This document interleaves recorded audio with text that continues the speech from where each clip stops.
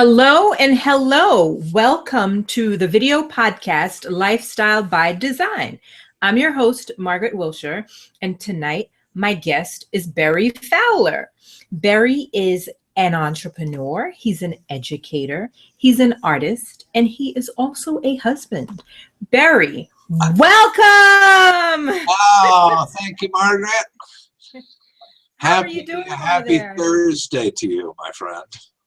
Thank you. Happy Thursday to you too. I am so grateful that you can spend your Thursday night hanging out with me here. I'm all the way in New York, and you are in Washington State, correct?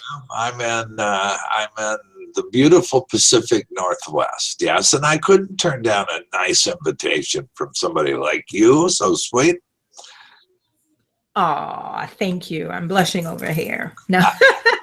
Thank you and welcome. So tonight we are going to be talking about your journey to entrepreneurship. And we talked briefly about, your friends calling you a social entrepreneur. You are indeed a social entrepreneur. So we'll talk about your journey to that and things you've learned along the way. So I'm grateful to have you here. And I am ready to jump in and get to find out more about what's happening in the wonderful world of Berry Fowler. So Berry, can you tell me about your journey to entrepreneurship? How did you become an entrepreneur? I was raised by an entrepreneur.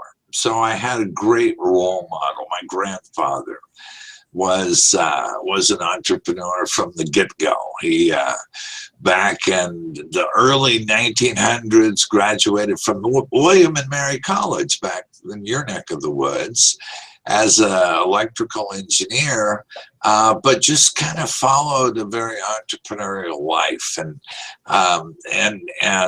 my parents were divorced when I was early, and my granddad became my role model. And so I grew up around truly one of the most amazing entrepreneurs I've ever met. So it wasn't unusual for our family to kind of think in that way. And I started my first business when I was 19. Wow. And what was your first business? Well, I actually learned how to do portraits when I was in high school. And I love painting and drawing. I have been doing that all my life. And so I learned portraits and then learned how to do caricatures as I worked at an art concession in Southern California. And decided that I could own an art concession of my own, and ended up approaching Marineland of the Pacific. It's no longer there, but it was a very famous place at the time, and talked the owners, the manager of the organization, and letting me be the first private concession inside the gates. And we did, I hired and trained some other college students to do portraits and caricatures of tourists. And then it ended up opening in a second concession the next year. Wow. So that was my first real business. Yeah. Okay. So did you decide at that point, I like this and this is for me? Well, I loved it. It was really fun. First of all, I love to draw, and I love people. And it was, I got to meet hundreds of people from all over the world every day. So I was kind of living my dream and making a ton of money. In fact, later when I went on to finish college and started teaching in the public schools, and continued drawing and doing my artwork, I made twice as much money from my little business than I did teaching all year. So yes, I enjoyed the heck out of it. Okay. Yeah. Is that a Berry Fowler original that I see behind your head there? Yes. Yes, and it's hiding this is my office in my studio, and it's hiding a storage closet. So, but I call that 3 generations of gunslingers. That's Okay. my brother and my 2 sons and my grandson. So Nice. yeah, Nice. Okay. So see, I did not add that to the list. You are also a dad and a grandpa. I am. I am a dad. I have 4. Very, very, very important roles. Absolutely. Yeah, yeah, yeah. And understanding, the older I get, the more I cherish that role too. Yeah. It's an honor. It's a role that's an honor. It You is. It know? truly is. Yeah. So, Barry, you talked about teaching. You were a teacher, educator. You still are an educator. What did you like about teaching? Helping people change their lives. I was a kid that kind of I fooled my way through school. I was a really nice kid and never any trouble. And I kind of got kind of, you know, uh, through school without really learning how to read. I fell through the cracks. And Mhm. when I went to college, you know, it was like hitting a wall. My first semester at college was just horrible. I was used to being able to kind of get by in my classes, but reading was really important, and my reading was very poor. And so, the first semester I was put on academic probation. The second semester I was uninvited to attend, and I was pretty discouraged. Wow. And so I would go to school for a semester or two and become frustrated and quit, and then go off and do other things. And the crazy thing was, I was really successful in the real world, you know, with my businesses and things. Um, but every time I went back to school, and it was one of those goals that I had just hanging over my head. And every time I went back to school, it was like, you know, trying to push a rope up the hill or something. It was tough. And finally, I was almost 25, right before my 25th birthday, on my fifth try at college. Um, I noticed that I talked my way into a private school in Southern California called Chapman University, and they were offering this speed reading class for incoming freshmen. Well, I had, you know, been in school long enough to amass almost 2 years worth of credit with a below C average, but they let me in. And so I said this class, and it was a non-credit class for incoming freshmen, speed reading, so you could really prepare for college. And so I signed up thinking, oh, maybe that's what I need, speed reading. I signed up for this class, and um, the woman that was teaching the class was my age. She had just finished her master's degree. And so we kind of connected and became kind of friends right off the bat. The rest of the students were, you know, 18-year-old kids that were just starting college. And after about 2 weeks, we went to this class twice a week. And after 2 weeks, at the end of class, she called me over. She said, "Bear, can I talk to you for a sec?" I said, "Sure." And she looked me in the eye and she said, "Speed reading is not what you need." And I remember my heart. Oh my gosh, she's going to tell me I'm not good enough for school. But she said, "You know, after working with you the past couple of weeks, I've really come to understand that you've actually missed out on some very basic concepts. And so rather than trying to increase your reading rate, what I would suggest is if you would allow me to do some testing, I can identify where these holes are, your weaknesses. Then I can prescribe a course of action that'll make a huge difference. Would you allow me to do that?" And I said, "Yeah, absolutely. That makes a lot. You know, I'd do anything." And working with this woman for one semester was life-changing for me. It was like somebody flipped a switch. And all of a sudden, school, college, instead of being a place that was kind of something that I feared and didn't find any success, became the most exciting place I'd ever been. Wow. And it just was so profoundly impactful to me. The way that I felt about myself too. Um, I went from a low C student to straight A's through the rest of school. I have 1B, I all of a sudden had this great confidence in my intellectual ability, and I had been kind of stifled simply because I missed out on skills. So it was an amazing turning point for me, and because of that, I decided I have to be a teacher. This is amazing. I can do this. And so I did. I went on to become an education major and graduated and was fortunate enough at that time when there was a ton of extra teachers. But I got a job in a junior high in Southern California in the public schools, and I absolutely loved it. It was wonderful. Yeah. So now the journey back to entrepreneurship. Mm-hmm. Yeah. Right? How you left the school system, and you tell me about that. I'll let you tell me. My 31st birthday, I'd been teaching for 5 years, and my 31st birthday rolled around, and I don't know about you, but zeros are fun. The zeros, 30 years old, I felt like an adult.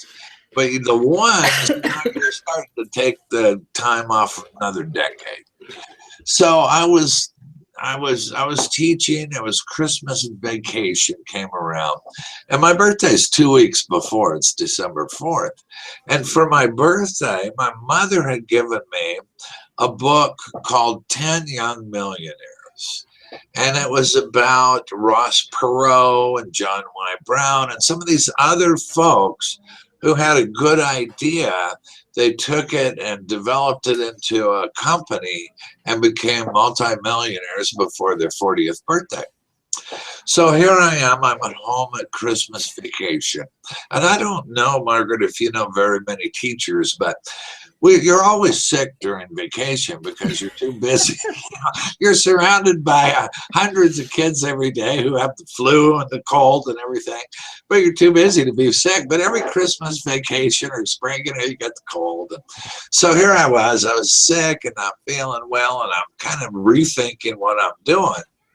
And I grabbed this book that my mom had given me, and I read this little paperback book in a day. And it started me thinking, I thought, I have a good idea. And my idea was that about, my classroom, about 25 to maybe even 30% of the kids in my class really reminded me of me when I was that age. They missed out on the basic skills. These were 12, 13, 14, sometimes 15-year-old middle school kids. And I didn't have in my classroom the budget or the tools or even, frankly, the time to give them, the individual attention that I finally got when I was 25. And so I started thinking, I have a really good idea and it's going to be a moneymaker. I was also frustrated because I mentioned that I worked, 9.5 months in the schools. And in 2.5 months in the summer, I made twice as much money. So that was frustrating. As much as I loved it, I just was so economically limited. So I started thinking about, I'm going to start a learning center, and I'm going to offer private tutoring. I think parents are willing to pay for really good, effective tutoring.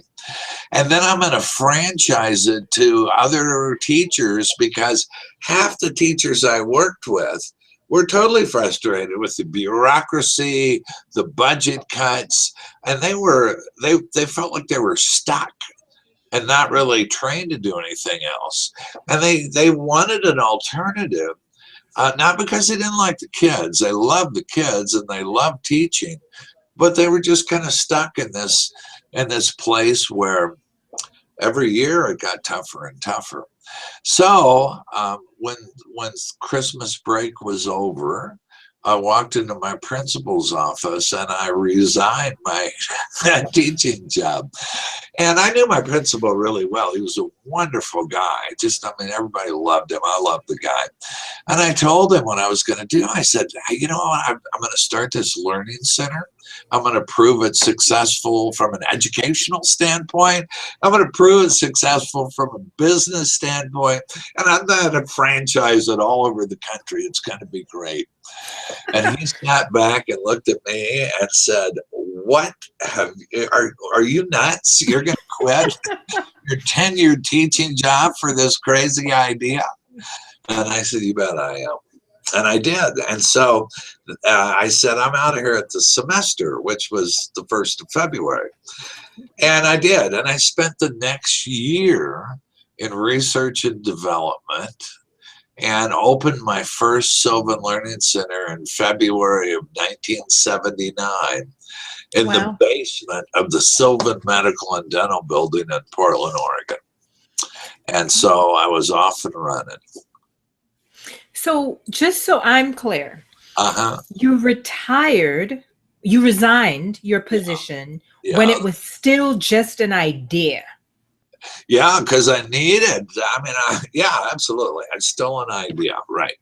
Exactly. I needed time to put it together. It took me, as I say, it was almost exactly 1 year, almost 1 year to the week from the time I resigned to the time I put the key in the door and opened my first Sylvan. You know? Okay. So let me ask you a couple questions about that.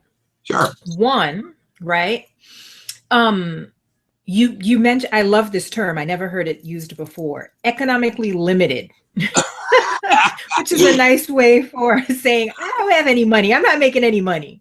Exactly. So were you still economically limited during this research and development phase? No. Well, kind of. I mean, I was on a tight budget, but I took the retirement. You know, when you're a teacher, you put money into retirement. And then I had to supplement, I had my art. I could do caricatures, right? I mean, I could always make money doing caricatures. But my retirement, I took those funds out and use those to kind of, you know, pay the rent. Actually, I owned a house, and give me the time to start R&D. And then I moved from Southern California up to Portland, Oregon, and sold the house that I had. And being in, you know, owning a house in California, I mean, that real estate is crazy, but I happened to be there at the right time. And so I bought well and sold well. And that gave me enough money to be able to get my business off the ground. I thought I paid off both of my cars and came up to Portland, Oregon. I had $14,500, which in 1979 I thought was a ton of money. So, yeah. And so it was enough to get me rolling. You know? Okay. Now, during this time, you said it took a year. Did you say to yourself, I am giving myself 1 year and I'm jumping into this with my all and I'm going to make this happen? What was going through your mind during this time that you decided, you got clarity and you said, this is it. I've got this brilliant idea and I'm going to make this happen? Yeah, that's exactly. I mean, I saw it in my mind. I saw helping hundreds and thousands of kids all over the country. I never had a doubt that it was going to be successful. My biggest worry was, why wasn't somebody else doing this? I was in such a hurry, especially some of the education companies. Why didn't they see this opportunity the way I did? And so I never doubted what I was going to do, even though when I first, you know, I was so excited when I made the decision to quit teaching and do this. what really surprised me were the naysayers that came out from all directions trying to talk me out of it. Friends and colleagues and family members would tell me stuff like, my principal, are you nuts? You know, you gave up a teaching job for this crazy idea. What if it doesn't work? And so I try to distance myself from that. You know, I don't see any benefit of being around negative people, especially people trying to steal my dream. And my vision was so crystal clear in my mind's eye that it allowed me to defend that dream. And I had to defend it many, many times, you know, not only before the startup, but even after we got rolling, I continued to have to defend that dream from time to time. And because it was such a clear vision, it made it so much easier for me to stay the course. Okay. I'm curious, what did your mom think? My mom was all for it. You remember, my granddad was the entrepreneur, and she was. But your mom gave you that book. My mom gave me the book, you know, to kind of, maybe she gave it to me to spur me on. But she was extremely supportive. And while other people were thinking I might be nuts, you know, my mom was, yeah, absolutely, go for it, do it, you know, do it. That's really important. Yeah, it was hugely important. Yeah. Berry, tell me about one of your biggest challenges during this process. Okay. Let's see. Two things. I can think of two big challenges. One, when I got up to Portland, Oregon, I was so excited, and I only needed about another $7,500 to buy some learning materials and furniture for my learning center. And so I had a little business plan, and I'd go around to the banks in Portland. And you know, introduce myself. I'm new in town. Here's my business plan. I'm going to start a learning center like none you've ever seen. We're going to offer reading. It was going to, in fact, the original name was the Sylvan Reading Achievement Center before I developed a math program. And I'd tell the bankers, you know, what I wanted to do. And I was so excited. I only need $7,500. And to a person, the bankers all had the same three problems with that. And they'd say, well, you know, you sound enthusiastic, but there are three challenges here. And I said, challenges, we can overcome those. But anyway, here's the problem. One, you're new in town and nobody knows you and you don't have any credit here. And I said, but it checked my credit down in California. I was a teacher for 5 years. I was at the credit union. I work with banks, you know, I've had my own business. So, well, that may be so. That may be so. And the second thing was that you don't have a job. And I said, but I do. I have a full-time job, and that's to get this learning center off the ground. And as soon as I get it off the ground and prove it's successful, I'm going to franchise it. And that, you know, they rolled their eyes at that.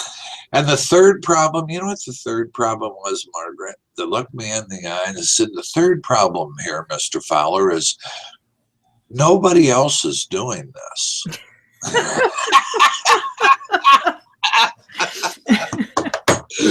And I remember thinking, bankers and I may be looking at the same thing, but we're seeing two different things, because I thought that was the opportunity. Yeah. So that was one of the huge challenges, you know. I ended up leasing. A friend of mine ran an ink company. He told me, he said, Bear, we lease all of our equipment. Why don't you go talk to a leasing company? Maybe they'll do it. And I was very fortunate. I called and talked to a leasing company, and the fellow who ran the company, his son didn't read very well. And guess what? He got it. You know, he totally understood. And and that's how I got rolling. And over the years, I sent that leasing company hundreds of new business owners, my franchisees, because they gave me the break. So that was one of the biggest challenges that I ever had. Another challenge, I don't know if you want. Go ahead. Yes, yes. Another one of my biggest challenges was my wife at the time.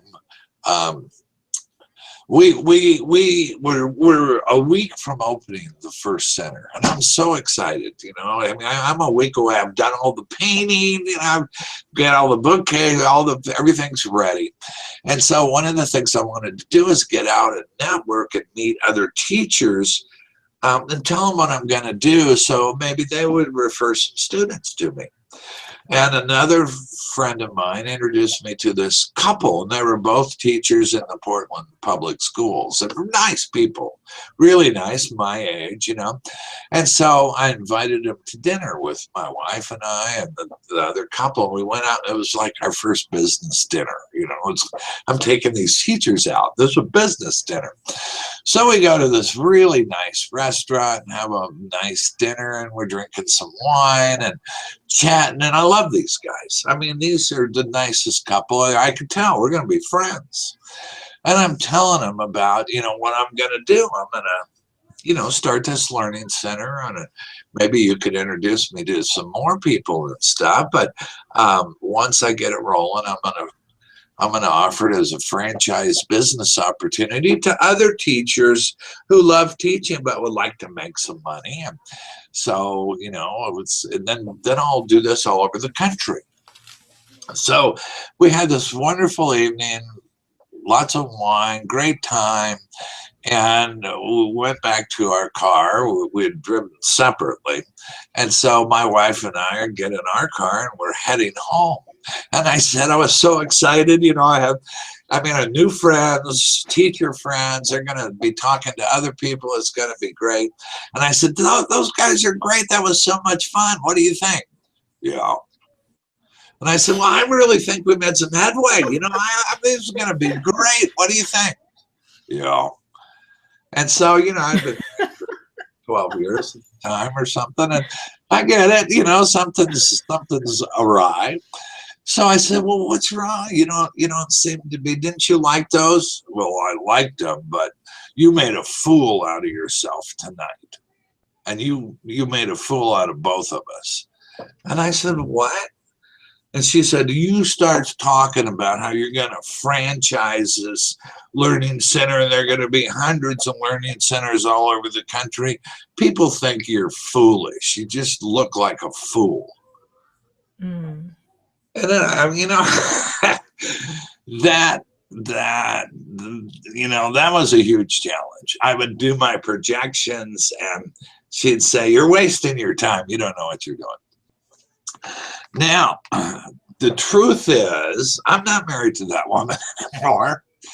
I'm married to another woman. We've been married for 30 years now. Wow. But I tell you another thing, I'm still friends with that teacher couple. Wow.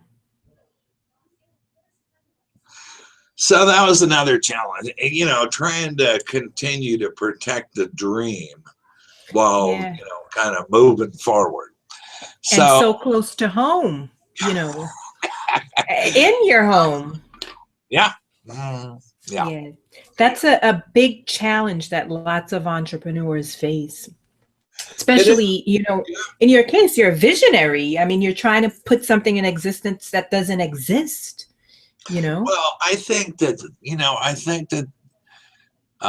there are so many great ideas and so many enthusiastic, motivated people who get squashed before they really get out and find their success, because other people take that away from them, and some people, I think, are really concerned and think, gosh, I'm afraid for you. You might fail. But some people are negative because I think they're afraid you're going to succeed. Mm. and it makes them, what does it tell them about themselves? And so years ago, I wrote a book specifically for folks that wanted to start a new business. And it was really a cry and some, here's some things you can do to stack the deck in your favor and avoid people stealing your dream. And I've lived by that. And in all the businesses that I've started and all the coaching that I've done with small business owners, it all has to do with holding on to your dream. Don't let anybody take it away from you.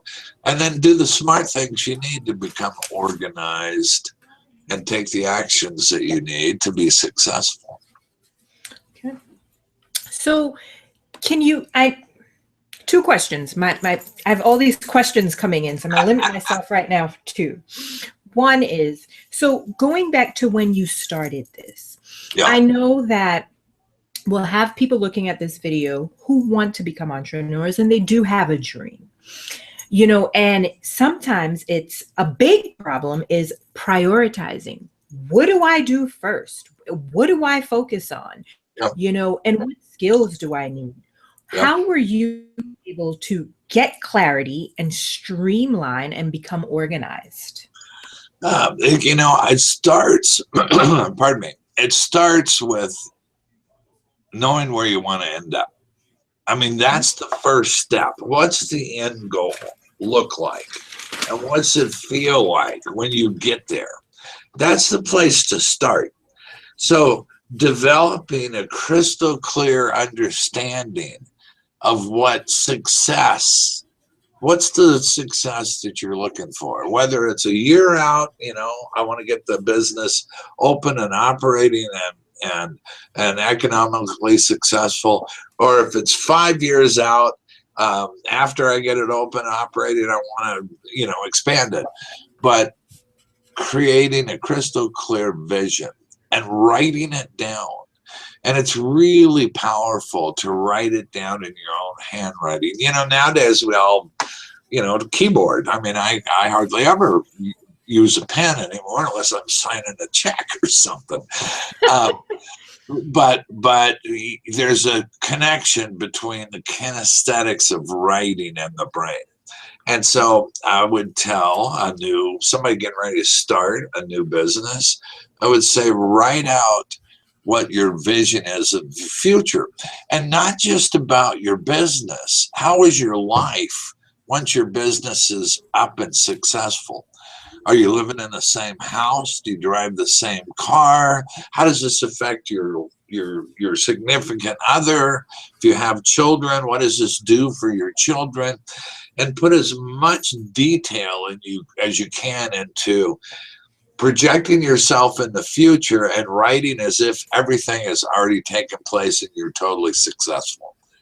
And so I might write, I wake up one morning, I look out the bedroom window and I see it's going to be a spectacular day. And as I look around at my brand new house or, my redecorated, whatever, and get into great detail. What kind of clothes feel good on you? And the more detail, the better.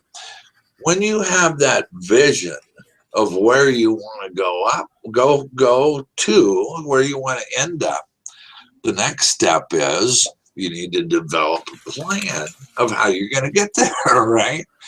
And so that's where you start to get really organized. You start committing on paper in timelines. What do I need to do in order? And so you brainstorm with yourself. Best of all, get somebody that knows what they're doing and have them coach you through it, because they'll keep you totally motivated and focused. But if you have to coach yourself, and in those days, there weren't any coaches around, then I don't even know if I could have afforded one at the time. But stay focused and write down what you need to do and brainstorm with yourself all the things and put them in the order that they have to be done. And so get them out and writing on a spreadsheet or on an Excel file on your computer, and as much detail as you can. Put them in a progression of what needs to happen first and when you're going to do it. And so here's what I need to do, and I'm going to have it done by this date. Here's what I need to do next. I'm going to have that done by this date. The more detail. And so finally, so now you know where you want to go. And now you're developing a plan of how you're going to get there. And the final thing, the final ingredient is you actually have to take the action steps in order to do it.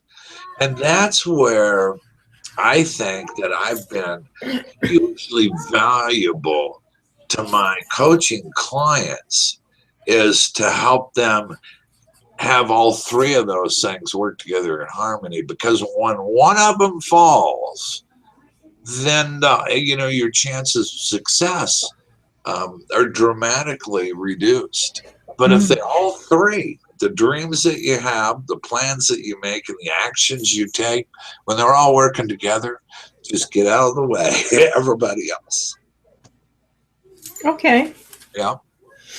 I just had a moment there where I forgot I was interviewing you and just wanted to hear you talk. Oh. Okay, that's a very powerful plan, and nothing will happen. There's a saying that says a dream is just a dream if you don't take action, or a dream is a wish if you don't take action. Yeah, absolutely. Yeah. Mm-hmm. Yeah. Okay, so from the little I'm sorry, I'm jumping ahead here. I'm giving stuff away. So from the Learning Center, Sylvan Learning Center, to now the little gym. How my kids actually, when they were younger, played at the little gym. We have a few in our neighborhood, actually. So, and they went to camp and they did some gymnastics, by the way. That's the sweetest program. That's how I learned about the little gym. My daughter was 4. And friends of ours had told us about this wonderful, sweet man who had a little place called the Little Gym. And this was after I'd sold Sylvan, and I had retired for 5 years, and we were living both in Seattle area, but mostly over in Maui. We had a house over there, but I was getting my wife was getting kind of tired of me hanging around. She said, I'm going to, you got to go do something again, pal, or I'm going to have to hit you or something. So I was getting antsy to get back to a project. And my little girl, who's 27 now, was 4. And we wanted her to get involved with other kids, and have a good time. And we'd heard about the little gym and this wonderful man who started the little gym. And we put Nicole in there, and she was so excited. She went twice a week, and she would come back, literally off the ground. She could hardly sit still. She was so excited, and she'd say, Daddy, would you like to see me do a perfect somersault? And I said, sure. She'd do this little somersault, and every time she came back, she had something new she wanted to show. And so I thought, I'm going to go check this place out. So I went down to watch her one day, and it was the coolest thing because these kids loved what they were doing. And as the more I watched what was going on, I watched these little 3-4-year-old kids developing some really powerful skills that were going to serve them well in school and for the rest of their life. And the more I watched, the more I became intrigued. I had never worked with little kids like that. And one of the great things about the little gym that you probably remember is it combines this movement with music and lots of motivation. And so I met the fellow, Robin, who started it. and he really wanted to share his gift with folks. And so I ended up buying his company with the idea that, hey, we're going to do with the little gym what I did with Sylvan. We're going to franchise it and have them all over the place.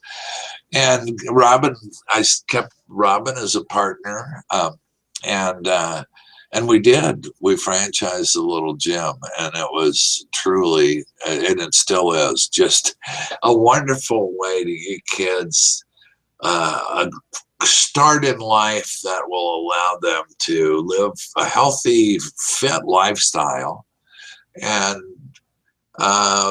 develop some great social skills, some understanding of how to deal with other kids, and if you know building confidence. If you don't, you quickly learn, hey, if it doesn't work the first time, you didn't fail. You're going to try it again until it works, and really building that self-confidence that allows us to go on, whether it's in gymnastics or some other sport or academics or whatever. And so it was a great experience. Robin West, who was the fellow who started it, had everything in his head. I mean, he knew everything. And so my first job was to have Robin do a brain dump to me and let me organize it and put it together in systems so we could replicate his magic. And that's what we did. We developed a step-by-step approach to teaching other people how to operate little gyms. And it is something that I'm very proud of too. And my, as I say, my daughter was, really the one that got me enthusiastic about it. And then, little gym, great program. So now I'm seeing a trend here, the businesses are very successful businesses, but they are businesses that impact lives. They help to either educate, to educate and to grow and develop the person.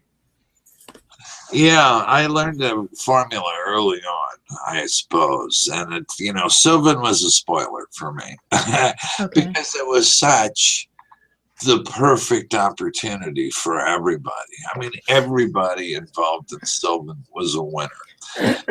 Kids, they needed this help. And we knew, we could guarantee, we could look a parent in the eye and say, I guarantee that your child will realize at least 1 year of academic growth in reading or math in 36 hours, or we'll keep them in the program for free. That's pretty amazing, Schools don't make those guarantees, but we could. No, they don't. Because we had a great program that worked. And so the kids won, parents won, it's just heart-wrenching if your child's failing in school. It's, it keeps you up all night. It just, grinds in your gut. And so what would you do to help your kids succeed? Whatever it takes, So parents were the winners. The franchisees were the winners. They had a business that they could operate, still working with kids, change the kids' lives forever, and make some real professional money, like the professionals that they truly are. Instead of being stifled, they're franchise owners that own a number of Sylvans that make lots and lots of money. And it's a good reward for people whose passion is to help kids. So it was a win for everybody. Well, when I retired, I got lots of offers from different companies. It's, that, hey, I'd like to franchise this, or would you think about coming and doing this? And nothing ever stacked up to Sylvan. It was, it was a spoiler. It spoiled me to, look for things that became a win. That kind of formula. When you find that kind of formula, how can you fail? Because everybody wins. And so that was one of the blessings of finding the little gym. And that became kind of what I always looked for as I continued on. And later it would become known as, I guess, social entrepreneurship, which, is a term that you hear nowadays. Yes. Yeah. Because you're doing social good. Yeah, exactly. But isn't that the best? I mean, isn't that the greatest formula? It is the best. Yeah. It is the best. And what's also very fascinating and intriguing to me is that most people usually think that when you are doing something that involves social good, you won't be able to make money. I hear that all the time. Yeah. Yeah, see, that didn't work with me that well. I was used to making money from the time I was 19. So I was fortunate to be able to find some social entrepreneurial endeavors that allowed me to make some money too. And never apologize for it. Money is kind of a measuring stick. And that's what it was funny making that transition from a classroom teacher into a business owner. Some of my franchisees at first, our first objective was, you're going to own a Sylvan Learning Center, and we're going to match. Our first objective is so you can match what you were making in the classroom. Well, that would happen like in 6 months normally. And then, okay, our second objective is we're going to double what you were making in the classroom. And that would happen in the first year sometimes. And so it took a while for these teachers to not apologize for becoming successful because they weren't used to it. They're used to giving their time away. Just like you were saying, this mindset that we can't do, we shouldn't make money from that because but the beauty is you can combine the two and it's a business. So, yeah. So now you have another business another business that's successful. Yeah, I'm blessed, truly. I am blessed, truly. And it's also helping people to live their best lives and help other people. It has that same formula, doesn't it? Yes, it does. And it's so much fun too.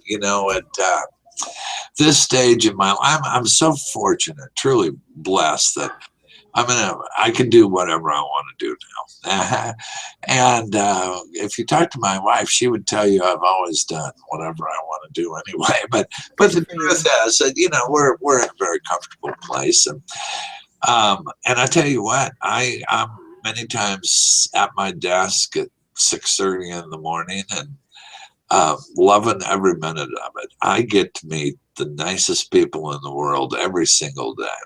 And we have two companies, or one umbrella company and two focuses. We have one called Fowler International Academy of Professional Coaching, and we train and certify life coaches. And life coaches can become relationship coaches, and they can become performance coaches. So we give them the basis of life coaching. How do you help people live the life that they deserve to live? The other portion of the company, as we have the Fowler School of Business and Executive Coaching for folks kind of like me who want to help business owners, entrepreneurs succeed. And so we have attracted very nice people in the world, giant hearts, people that really want to make a difference. And we provide them with the training and tools and the techniques that will allow them to go out and help people change their lives for the better. And this is not a franchise. This is we're just offering these as an educational opportunity. So, I mean, it seemed only organic that you'd be doing something like this. But what made you decide coaching? Oh, my goodness. I've been consulting for a long time. I mean, during my retirement, I did a little consulting. I was pretty guarded of my time. But when I went back and did the little gym and then sold the little gym, and Um, I wrote a book for kind of the folks that want to start a business or take their existing business to the next level, or people that have a business and want to get ready to sell it. All directed to the entrepreneurial spirit. And because of that, I did a lot of consulting. People would hire me to come in and take a look at their company and let them know if it was franchisable. And they'd pay me obscene amounts of money to do it. I'd go in and spend maybe 3 months on and off and write a plan and say, yes, your business is franchisable if it was, and most are. And here's how you go about it. Here's what you're going to need. And I'd deliver this ring binder full of stuff. And they would be so thankful and, gosh, Bear, this is just wonderful. This is so valuable. And then I'd check in 9 months or a year later, and I'd find that, in fact, as much enthusiasm as they haven't pulled the trigger.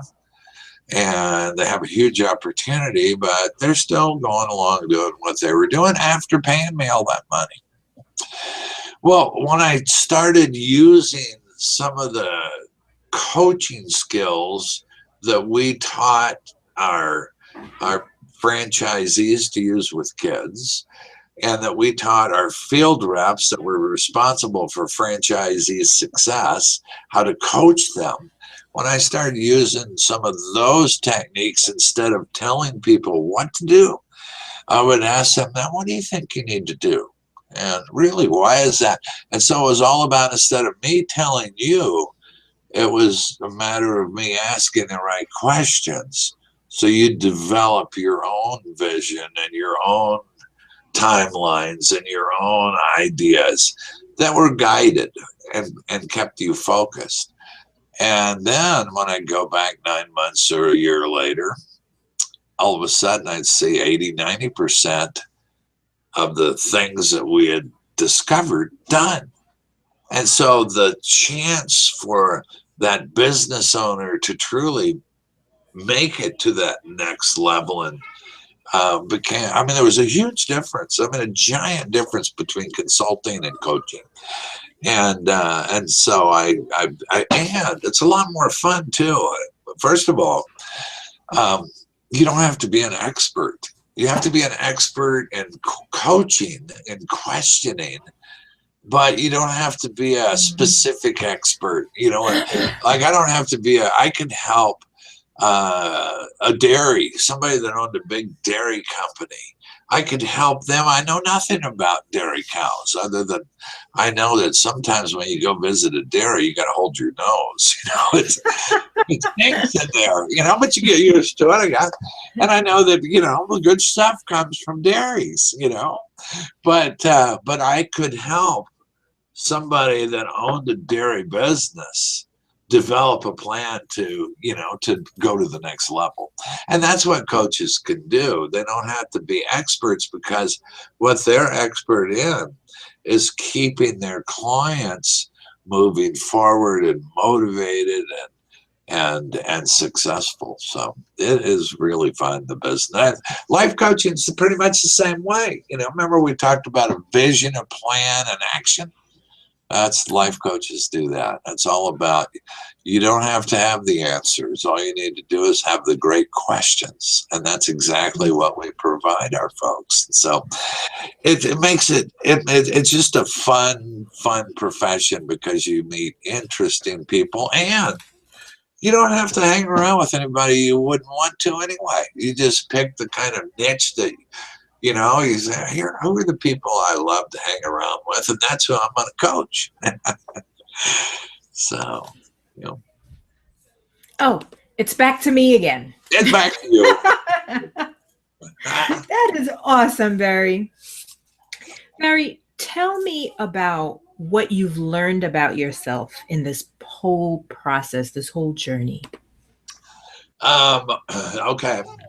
I've learned a bunch, but I think the most important lessons that I've learned is that staying optimistic, and not letting people. Remember, I said I don't like to be around negative people. Mm-hmm. I don't want anybody to steal my happiness or my dreams. And so I've learned that one of the reasons I've been successful is, for some reason, I've always been guarded against that. If you want to come and cry about the way things are, I'm the wrong person to do it with. You want to come and kind of bitch and moan about something, go do that to somebody else. But you want to come and talk through, and find solutions, then I'm your man. As long as we're not trying to squash something. So I've learned that staying optimistic and true to your dream is really important. I also learned that there is some advantage of being young when you get something rolling, because you don't know enough to talk yourself out of it. When I was younger, I was 31 when I quit teaching and started Sylvan. And I was pretty darn successful and became kind of full of myself. You know what I mean? Okay. I mean, I had a confidence that was above average in terms of confidence, and so that is I think an advantage. So young folks, I love to see young folks that want to go out and do something, because I was naive enough that I thought I could do it, and all the reasons why I couldn't, I was so naive that I blew past them and got it done.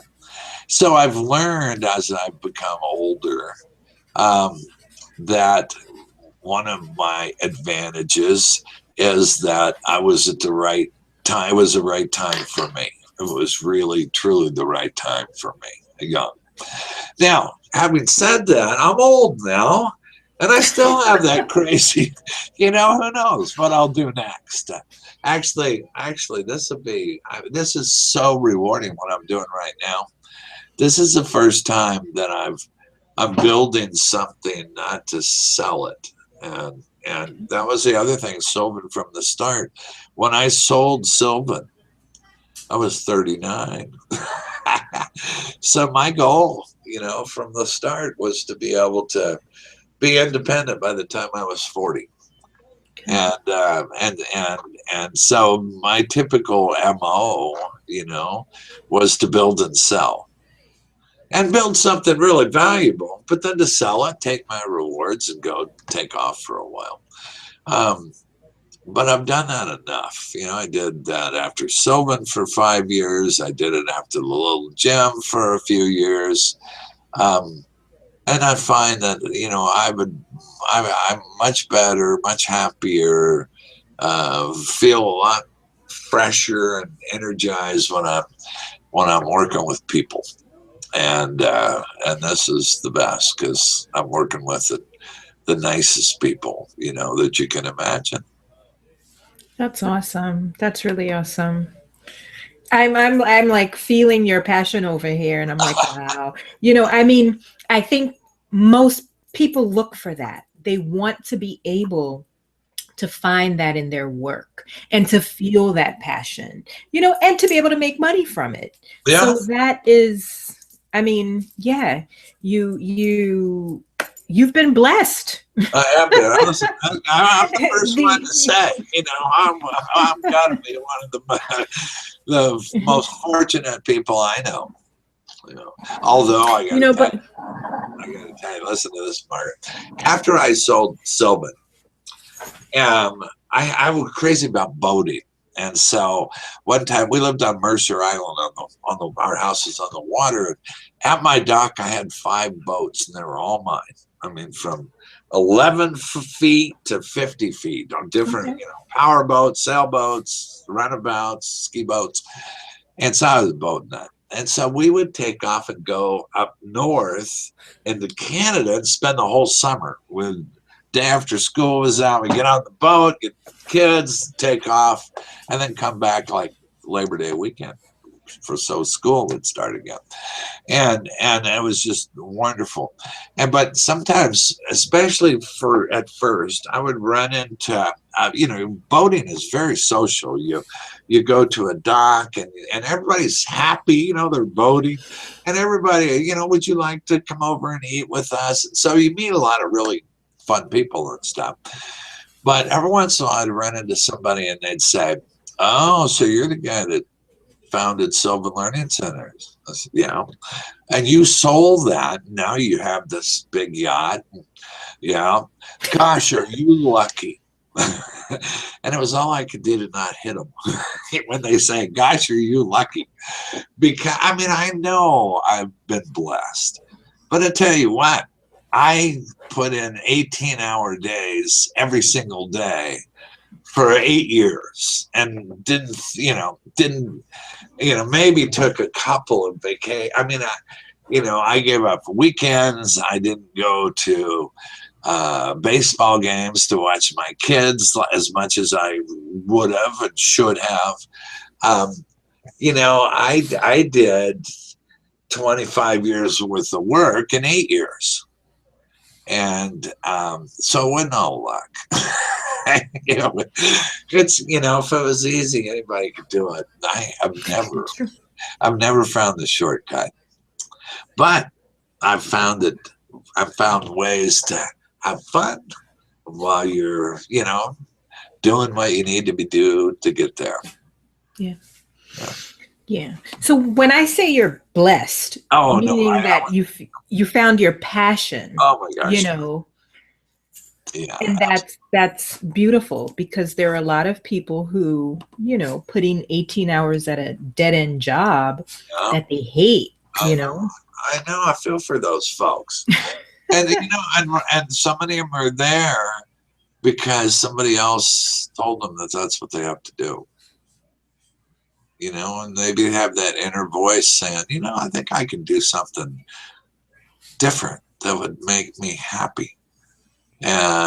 But I'm stuck in this place. And so, we talk ourselves out of success sometimes, and we listen to other people, and then maybe all of a sudden, boom, the light goes on and said, "Hey, it's time." And those are a lot of our coaching clients. They seek out a coach when that light goes on, and they take the steps to make a change, and that's really fun. We meet them at a time where it's a decision time and a changing point in their life, and we can help them make it passionate and exciting and blissful. What do you say to that person? In terms of what? When somebody comes and says, "I want to make a change"? Yes, if there's a viewer, and there will be a lot of viewers, because this thing is going to live online for however long. Somebody's going to search and it's going to come up, and this is what they're going to need to hear. What do you say to that person who's at that dead-end job, who feels stuck? The light has come on. They've got, the voices that go off say, "Hey, you're meant to be doing something great," but maybe they don't know how. Maybe they're afraid. Maybe, no one's ever told them that they can actually do this. Yep. What do you say to that person? Listen, I'm their biggest cheerleader, and I would say, it's time. You have something that's special. And you wouldn't be here thinking about that if it wasn't the right time. And there maybe have been some times before that were almost the right time, but we missed out on those steps, and you can't look back. But what you can look is forward, and you can make today the changing point for the rest of your life. And it's all about understanding, where is it that I want to go? What's going to make me happy? And then developing a plan of how I'm going to do that. And my message to you is don't listen to anybody else. Try to talk you out of it. If it's your time, take the steps. And truly my advice, if there's any way you can, get somebody to help you stay there. I'm telling you what, the money and the time you invest in finding somebody that knows what they're doing to help you develop your idea and stay motivated. That's one of the toughest things, is staying motivated. And that's why coaching is such a powerful experience. And so if it's at all possible, get a coach. And maybe if you can't afford one-on-one coaching, see if there are group coaching opportunities, and surrounded with other energetic people that also want to do something similar to what you want to do. And make a commitment and just go and do it. Or truly, what do you have to lose? And even more importantly, what do you have to gain? They're very important questions. Yeah. Berry, what advice would you give to your younger self? I would give to my younger self, I was really fortunate to have an amazing family that supported me. I gave that little story about my ex-wife, about her. But that was kind of a turning point in that relationship. And that was, even she early on was supportive of me, doing what I wanted to do. So I've been fortunate of having lots of great support. But the advice that I would give myself now as I look back is take some time and thank those folks that supported me. Some of them are no longer around. And honor them by the way you live. But take the time to answer the phone when they call and listen to what they're doing. I was pretty wrapped up in me, and the conversations many times were about what I was doing because it was very exciting. Very exciting to me, and even exciting to some of those folks. But when I think back, I wish I would have taken more time and asked the questions of them, what's going on with them, because you can never go back sometimes and do that. So friends and family, absolutely the most important thing, much more important than your business. So, okay. Yeah. Okay. So, different round of questions here. Sure. What's your favorite app? My favorite app? You mean like on a computer, the apps that I use? Is that what you're asking? Or on your phone? Oh, well, my absolute favorite one is GoToMeeting an app. Would you call that an app? Huh? I guess you can call it an app. They have like conference calls Skype, there, right? Skype an app. Skype is an app. Yes. Oh my gosh, Skype's my favorite app. Okay. I love on Skype. Okay. I mean, I talk to people all over the world every single day on Skype. I love it. It's just, my favorite app, Skype. Okay. Yeah. What is your favorite food?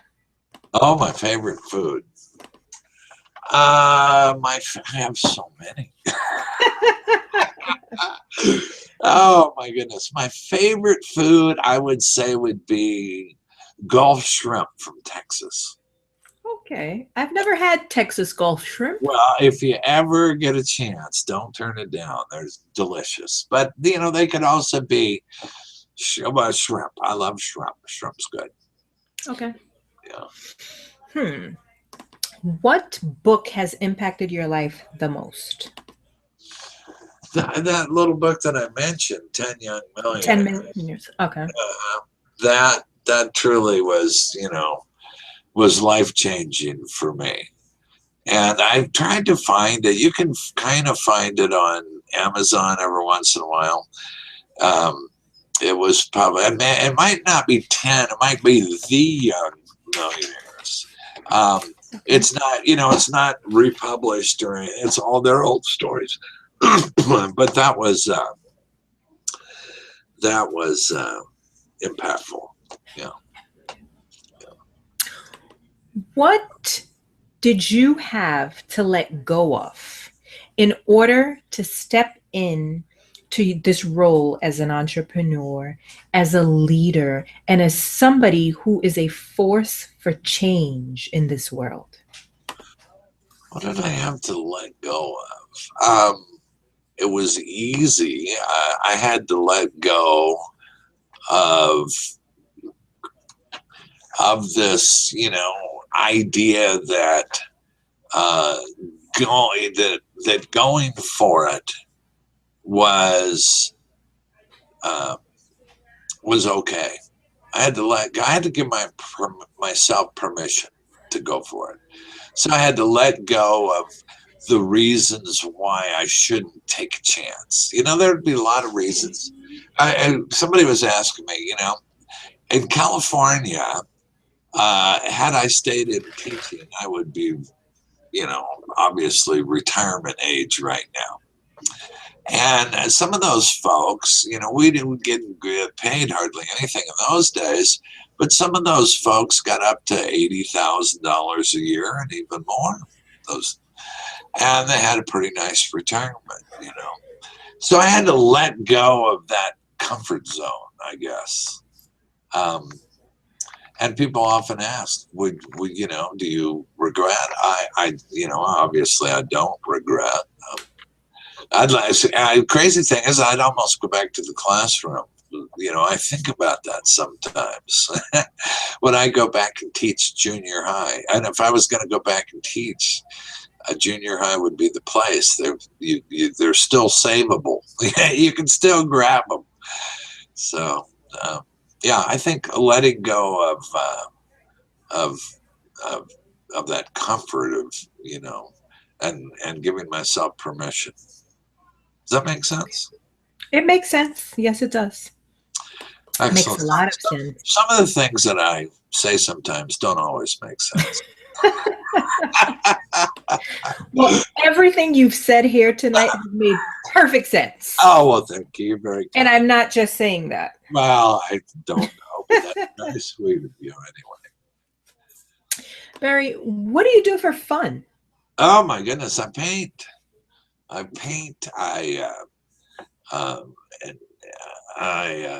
hang around my kids. I'm still, two of my 4 kids still live in town. Okay. My 2 daughters. And I talk to my sons all the time, keep in touch. And so a lot of our fun, Ann and I, my wife, we will take little weekend trips and stuff, but it's really, really fun to keep up on what's going on with the kids and the grandkids. And, it just, when they're happy, life is perfect. And so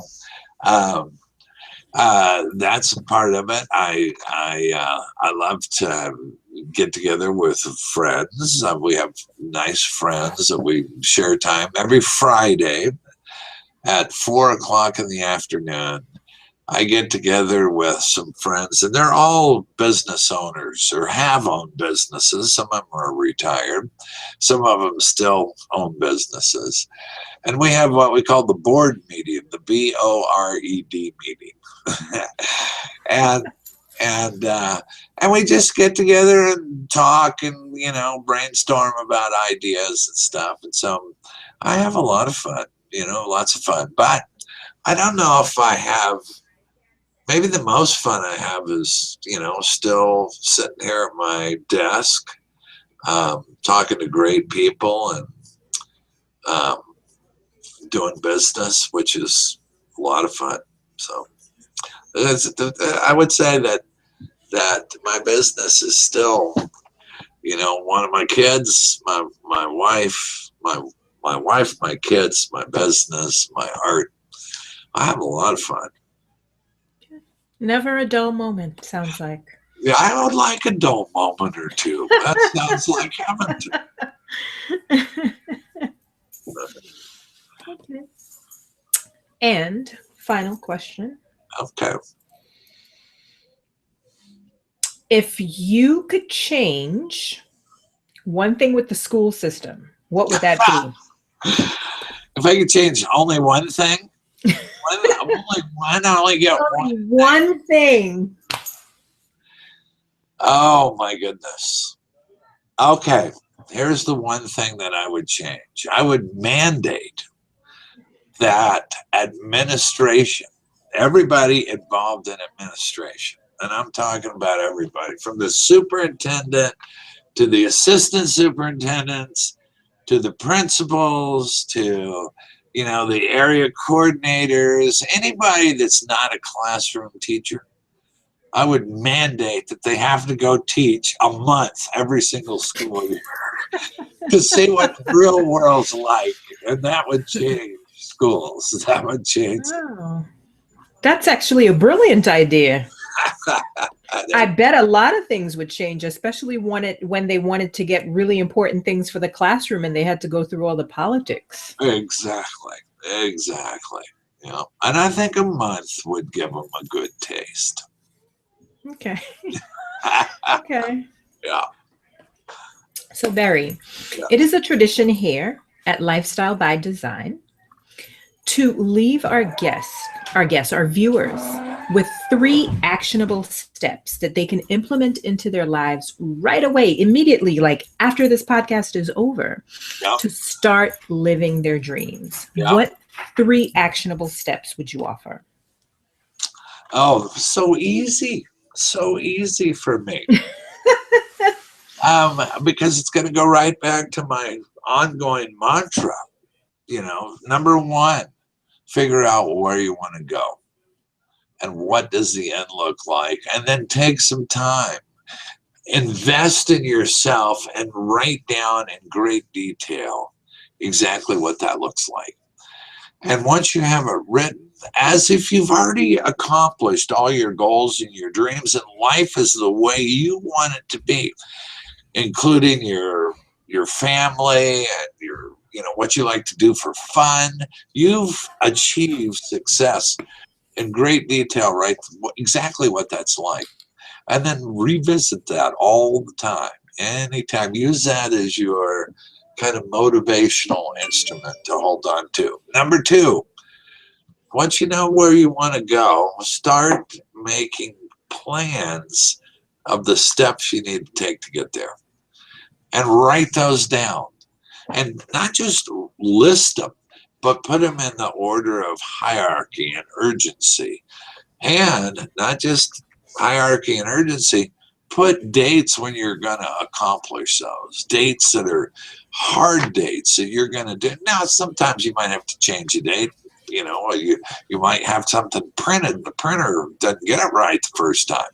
So but put dates down. Hold yourself accountable to those dates. And 3, just go do it. You got to take the action steps in order to make it all work, and hold yourself accountable to making sure that you do that. And those are my 3 recommendations.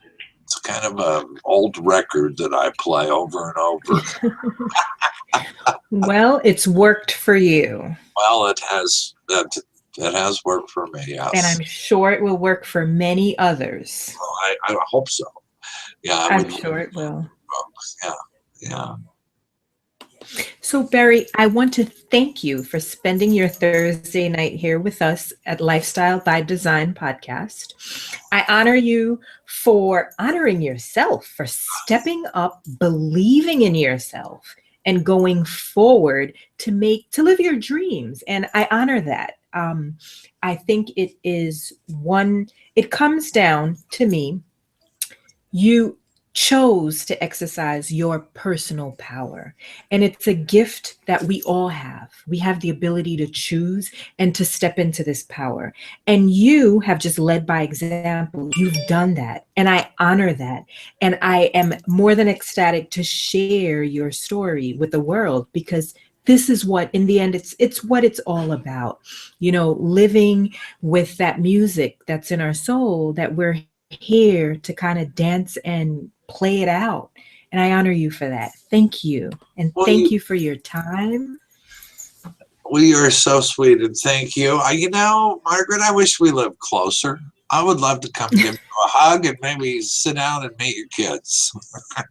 Oh, I'm sending you a virtual hug. Oh, thank you. Well, we have a mutual friend, and he's a pretty special guy. So, it makes sense that you and I would be pals too, huh? Yes. Yeah. Thank you. And I'm sure we will meet one day. Oh, I look forward to that. Okay. Well, you have a wonderful rest of your evening. Thank you so much. I really appreciate it. It's been a lot of fun. Thank you. Same here. And I want to thank our viewers for joining us. If you like this video and you got a lot of value from it, I know I sure did, I encourage you to share, to comment, pass it on to somebody who you think needs to hear this. Maybe you need to hear it, and maybe you'll need to look at it a couple of times. But Berry was, oh my God, this was a lot. This was a lot of value. I will be listening to this podcast several times over. I've taken notes myself. So please like, comment, subscribe to my YouTube channel and iTunes. Please leave a review. And I thank you all for being here. This is the video podcast series, Lifestyle by Design. And I'm your host, Margaret Wiltshire from margaretwiltshire.com. Have a great night, everyone. See you soon. Or talk to you soon, too. Good night.